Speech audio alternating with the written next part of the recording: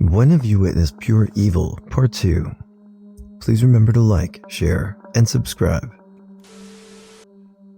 When I worked at a convenience store, I served an elderly lady who had a lot of shopping. She had 2 heavy bags full of food. I packed her bags for her, and a colleague of mine offered to help her take them to her car when she said she didn't have a car and was going home by bus. Then a woman who was standing nearby asked her which bus she was getting, said she was going the same way, and offered to carry her shopping to the bus stop. The elderly lady was happy with this arrangement, thanked the woman profusely, and handed her shopping over. They both left the store together. Then the woman broke into a run and took off with both bags of food, jumping onto a nearby bus and then laughing and giving the finger to the elderly woman stranded on the pavement as the bus drove away. I have to wonder about the soul of those who willingly take advantage of vulnerable people. After yet another argument with my mom over my depression, where I tried to explain that my cat's abrupt, violent death had left me severely depressed, and she tried to explain to me that cats are furniture and it's impossible to be emotionally attached to pets, she stormed out of my room, went to fetch my last surviving cat, and strangled her in front of me. Once I broke down and tried to claw my poor cat out of her grip, she released the cat with a smirk and proudly announced that she was faking and only pinching the animal's leg to get a reaction out of me. I was about 4 years old, and my parents and I were at a neighbor's house. Their son was my age, and we were friends. We were playing in his room. Randomly, he still slept in a crib, so we're playing, and he goes and locks the door. Why does a 4-year-old have a lock on his door? I have no idea. Old house, probably from former owners. So then he unlocks the wheels of the crib, pushes me up against the wall with my arms pinned. We're laughing the whole time. He locks the wheels, climbs into the crib, and starts pulling my hair out and punching me repeatedly in the head. I started screaming. Luckily, my dad heard and he ran to the room.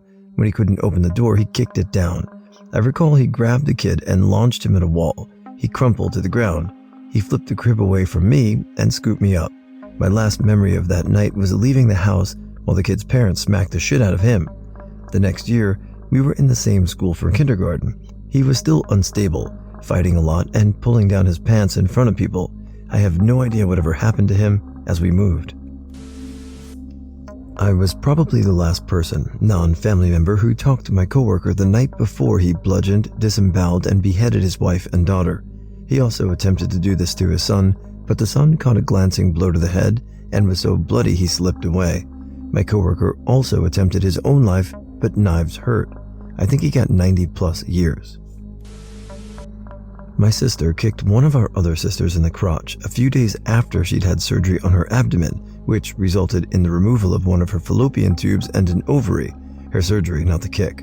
Worst part is, she did this in front of our dad, who kind of told her off. How did she reply? It is what it is. For further clarification, the ages of the 2 sisters were 25 the kicker and 18. Watched a patched biker pull a very heavy suitcase into a cabin in the woods and told everyone outside to not disturb them, he and his boss inside. The man had extremely wild eyes, but up until this incident, I actually liked him.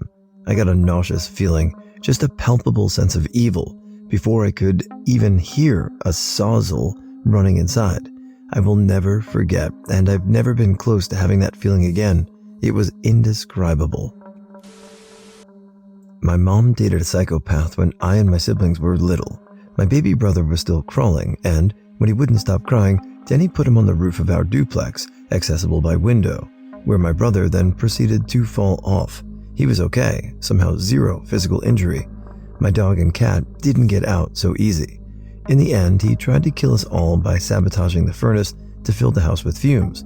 And get this, the entire time, my idiot mother explaining it all away, claiming the house was haunted. I didn't realize all the awful things that happened in that house were the result of a psychopath until adulthood. Being absolutely certain that ghosts killed your animals, put your little brother on the roof, and try to kill us all in our sleep does a number to a kid. I had night terrors from then well into my 20s. Anyway, this is another thanks mom story. I'm not entirely sure if this person is actually evil. Turns out my mother is, for other reasons, but when I was 4 to 5, I did not know that. Her then husband abused her physically, and I loved my mom and wanted to help her.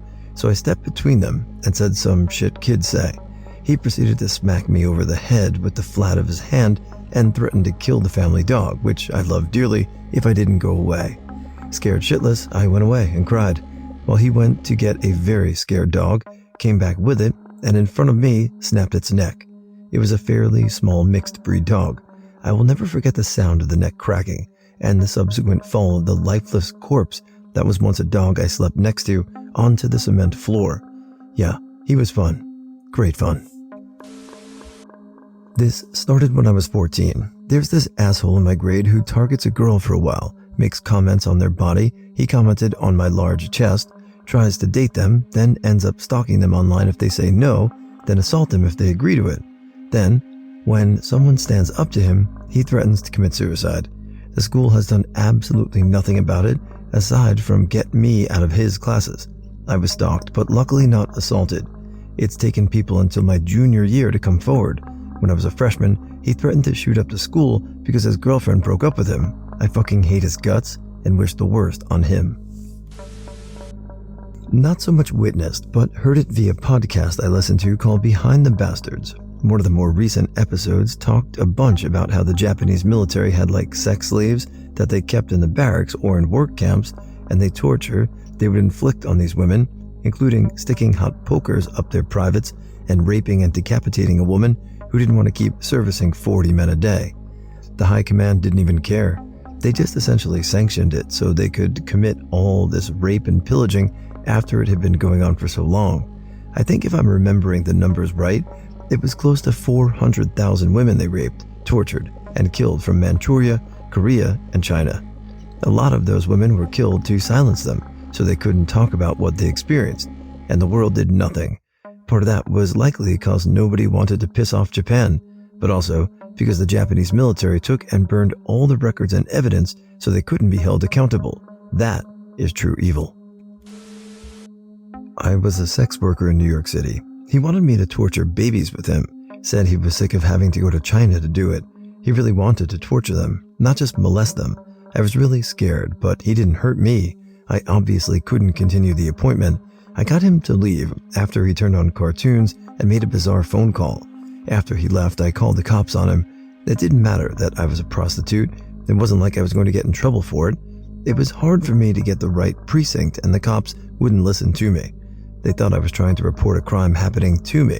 I finally just blurted out the details of what he wanted to do, and they took me really seriously and transferred me one last time, and someone took the report. All I had was his phone number and description to give them, but they seemed serious about it. I offered to set him up for them, but they said that wouldn't be necessary, and they would handle it from here. It was the worst encounter of my life, and I will never forget it no matter how much I would like to. My oldest brother, he treated my mother like pure shit. My mother, honestly, was one of the most devoted people on the planet, to the point that it's frustrating. I can't really explain all the things she sacrificed for me and my brother, but the list is bloody long, really long. For 10 years, my oldest brother treated her like a second-class citizen. Even after she survived breast cancer, he, a few months after she finished her chemo, criticized her when she was resting on the couch one evening and said, "You're using breast cancer as an excuse to not do housework." This was from a person who never washed up, did his own washing, or even vacuumed.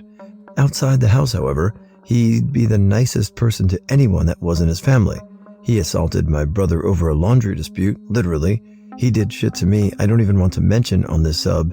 It took 10 years of this kind of torment before my mother finally kicked him out. He started building bridges again a year or so after, and things seemed okay, and even offered him a job in her home and wanted to pay his normal rate and not mates' rates. And he did complete the job, but then he doubled the bill without telling her, insisted she wasted her life with the cancer she chose, which she picked to give birth to him and my other brother, and he also sabotaged her house phone just because he thought it was funny. He's an evil piece of shit, and I never want to see him ever again. I don't know if it's pure evil, but it was honestly terrifying. My mom was abusive growing up. She did bad stuff. She was always looking for any way to scream, hit, destroy my things, etc. I confronted her about it as an adult, and she denied anything ever happened. She claimed she was a good mom. She told me she was. No, She wasn't. When my ex left the room, she turned to me with this slight smirk on her face and told me I was a horrible person and I deserved everything she did to me. Then she was back to normal when he came back. I was terrified of her all my life. I never loved her.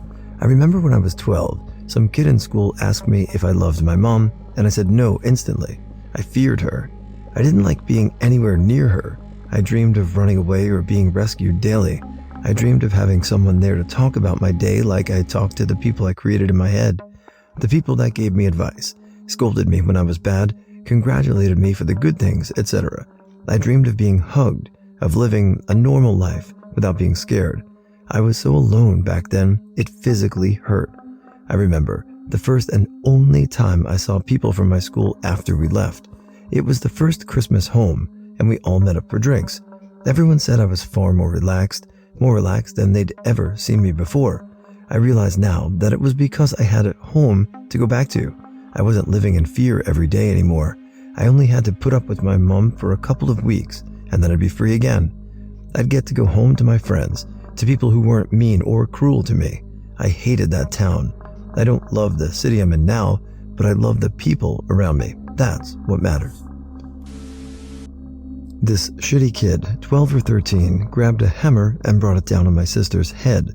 I was so taken aback and horrified I couldn't even scream. He was the son of one of my father's oldest friends. We'd grown up visiting, etc. He had always been a horrible shit. They never had pets because he would invariably kick and stomp them to death.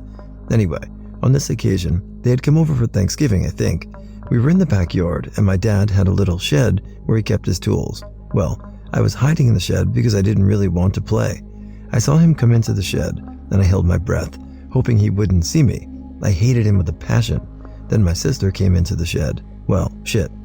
When she saw him, she turned to go, and that's when he grabbed the hammer and brought it right down on her head. It was horrifying. Her pain-filled screams filled me with terror, and I shot straight out of my hiding spot beneath the work table, and he fled. I could hear him laughing, which was confusing and repulsive, and I still hear it sometimes, that goofy, malicious chortle. My sister was on her knees trembling, blood gushing from the wound on her head. I don't remember how we got inside the house, but suddenly we were in the bathroom, and everyone was crammed in there. My mom had my sister's head under the sink faucet, running water over the wound, an egg-shaped bulbous thing with a crimson slit that kept oozing blood. Then, they were all gone, and I was alone in my room. The house was empty of everyone. Everyone was gone. And I remember waking up, and no one was home. I was still alone. I walked around the small house just to be sure. Everything was still as it had been. Plates of food everywhere, lights blazing. I curled up on the couch and fell asleep. I don't remember anything after that, which is strange because I was 10 and should remember something of it. My sister was only 7. She recovered fully, but has a slick 1-inch scar on her head where no hair grows.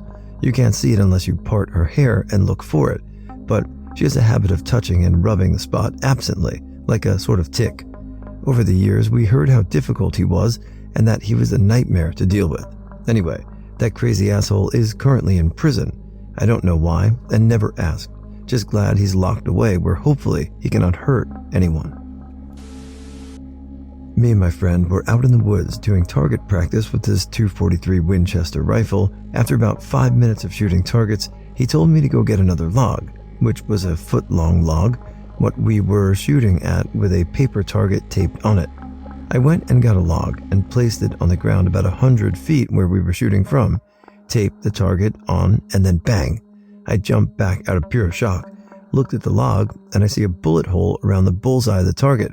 Then he said, "Shit, I missed." The pastor of the church I attended growing up was outed by his 13-year-old daughter for sexual abuse beginning at a younger age, even had her on birth control. After his daughter told the teacher and showed her the birth control pills, his older daughter, who dated my cousin at the time, gave a similar statement. Once this became public, parents in the church questioned their children, and several more young girls were also victims of various sexual abuse acts by him. As for me, thankfully I wasn't one of them, but now as an adult, do remember a very uncomfortable conversation while alone with him. When my father passed away, my first day of high school, I was obviously very sad and didn't really say anything. I thought hanging out with my friends would make me feel better and hopefully they'd help me and just talk with me. I remember trying to plan something with them. I noticed the moment I asked them, the whole room started looking at me. I didn't really think anything of it, except that it was strange, but proceeded to ask them. Then, one of them say, "I'm not going to hang out with a kid who's being a bitch over her dead dad." My heart sunk. I instantly became shell-shocked. I didn't know what else to do. The whole class was just dead silent as I'm standing there holding back tears. So I walked out of the class and instantly began crying. I didn't want to go home and miss class, so I just continued my day.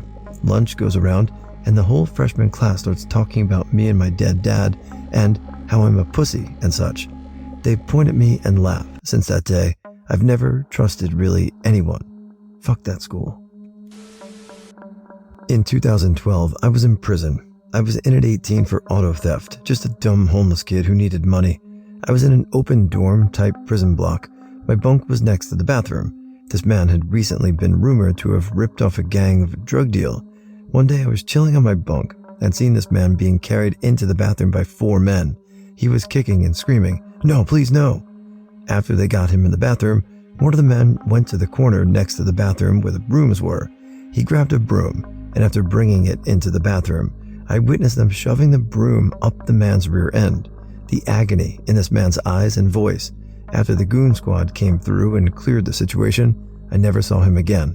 I also witnessed the man be beaten to death with padlocks and tube socks. I don't know why they did it, but I kept walking. Do not associate with gangs, my friends.